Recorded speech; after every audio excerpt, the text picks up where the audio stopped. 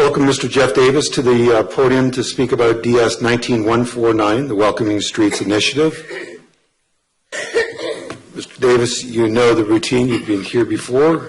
You have 5 minutes for your delegation, and we welcome you, sir. Good evening, Your Worship and members of Council. Before I begin my delegation, may I ask through you, Mr. Mayor, for a clarification from the clerk? Because there was an afternoon portion of this council meeting that was closed to the public, could you please have the clerk clarify and confirm all declarations of interest related to item DS 19-146? Just give us a moment, please. Thank you.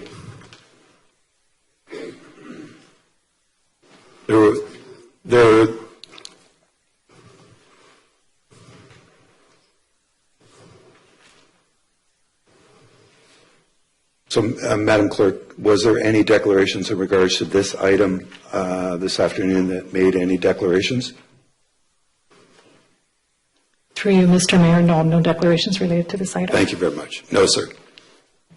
Through you, Mr. Mayor. Thank you, Madam Clerk. If I may, Mr. Mayor, could you start your timer now for my delegation to begin? Thank you. Thank you. Your Worship, Mayor Carter, members of the Council of Oshawa.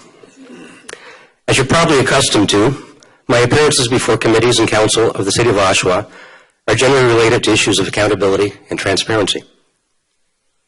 While I have a variety of concerns regarding the proposed Welcoming Streets initiative, I won't disappoint you and will focus most of my comments around the accountability and transparency that seems to be missing from this recommendation before you this evening.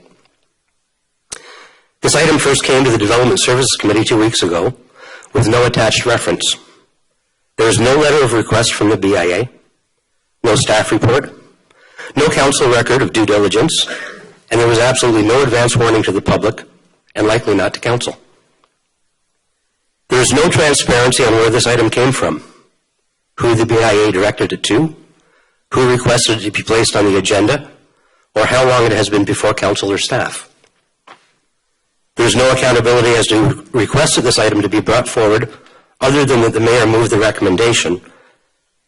Yet as part of the motion, it reads, whereas city staff, the Downtown Oshawa BIA, and Korea Community Health Center have identified Guelph's Welcoming Streets initiative as a best practice with respect to assisting the unsheltered and improving the downtown environment, it would appear that the city staff have been involved with this initiative for some time.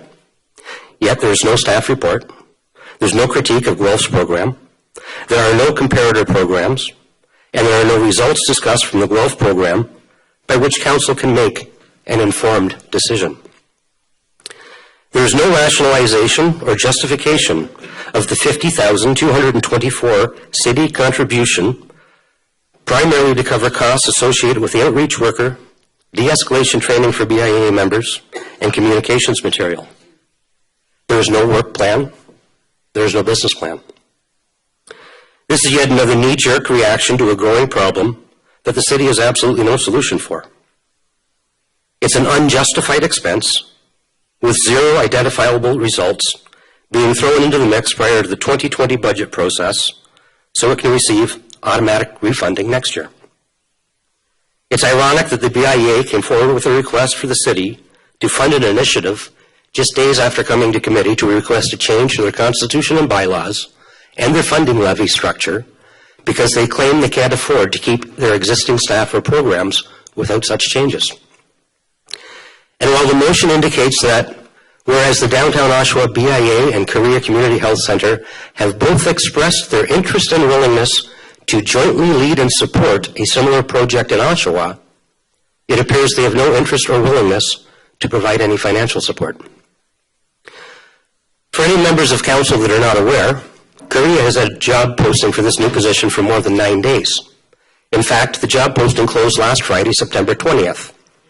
Yet this council has not yet approved the motion or the funding. That is, not officially by vote of council. Has someone made a promise, or has closed-door lobbying already ensured the required votes? I find it interesting that the online job posting doesn't specify a wage, yet that is presumably the largest part of the funding being requested from the city. As I mentioned earlier, There is no evidence that the funding request has been vetted by staff. No indication of due diligence for the taxpayers' funds about to be provided. The posting further describes it as a 6-month contract with option for renewal, indicating that they expect further funding in the future. There is no mention of it being a pilot project that may or may not be continued based on results achieved. Why is this council, or some of it, in such a hurry to push this proposal through without proper due diligence? Finally, I wish to thank the clerk for clarifying the declarations of interest. There were none. I accessed the city's official registry on the city's website and wish to refer to you to pages 6 and 7, which is only up to date as of June 26th, 2019. Mayor Carter, you have, according to the official Declaration of Interest Registry 2019, made 9 declarations up to June 26th, 2019. All of those official declarations were either because your wife is employed by Korea or because you are a member of the BIA by owning property in the area. Mayor Carter, at the Development Services Committee, you were specifically asked by a councillor if you had declared on this item, and you flatly said, "No, I have not." You then actually moved the item. Mayor Carter, I would expect you to now make a declaration on DS 19-146, and would further suggest that you agree to ask the Integrity Commissioner to look into this matter and make a full public report. Thank you. Your time's up, Mr. Davis. Thank I you. suspect my avenue is best for me to file my own complaint with the Integrity Commissioner. Thank you for your time, Thank you Mr. very Mayor and much. Council. I greatly appreciate your delegation. I'm sure you do. Members of Council, questions to the delegation? Councilor McConkey? Thank you. Good evening. So this advertisement that you've seen, do you have a copy of it? With me, no, but I can provide you a copy. Okay, so it seems there's some discrepancy, but it's interesting that it was, you say it's now closed It closed on Friday. on Friday. And It was posted for 11 days. so can I ask, you're not in favor of this program for what reason? I don't believe that this program is going to provide the effect that some people think it will provide, and therefore I feel it's a waste of our money. I think that money could be spent in better places. So you're aware on October 3rd that we have a public meeting that we can hopefully get a handle on some of the issues. Yes, I am. I don't know if you were planning on attending, but hopefully if you had some suggestions. I mean, it's one suggestion that was put forward by the mayor after conversations, I understand, with our economic development director, who I thought was going to be in charge of this program. But when it's on the agenda tonight, we can ask for clarifications on different things. So that might be one. But my question would be, if not this, what? Because, you know, something, you heard the previous delegation, there are problems. So The previous delegation was talking about problems in Guelph, Yes. primarily, yes? oh, and the petition she mentioned from Yes. downtown, okay. So I'm just trying to get a handle on where to go from here, because it seems that there's some gaps in what we know. And this program, you've read about it. I understand the previous delegation went to Guelph.